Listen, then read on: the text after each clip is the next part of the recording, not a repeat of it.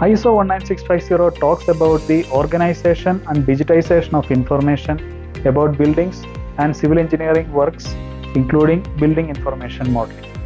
In simplest form, we can say ISO 19650 is a standard framework for information management using BIM in the AEC industry. The AEC industry is considered one of the largest industries where a significant amount of information is generated and operates in a fragmented manner. This industry would be the one with the least progress in digitization. This framework guides us on how to manage this information at different stages of an asset, from the initiation stage as a project to the operation stage and until end of its life cycle, with the help of a common data environment and a set of workflows and processes. When a digital engineering consulting company is being built for the world, it is very important to make the world know it is made for them. We are being recognized as business leaders in the Indian and global market among the few who pursued ISO 19650 certification in the very early stage.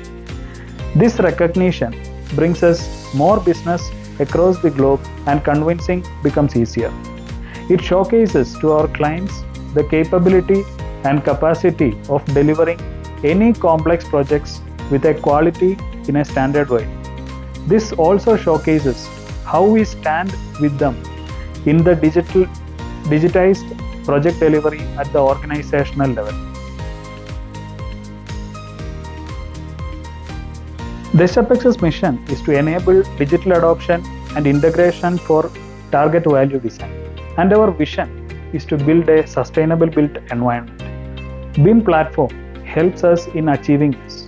As mentioned in the beginning, ISO 19650 is a framework for the digitization through which we believe we add value to our customers by reducing the rework, cost overrun, ensuring on-time delivery with a process-oriented approach. The major challenge that we see is the people's mindset to change from the traditional methodologies to digital adoption, especially in the construction industry, which can be achieved through adequate training and support.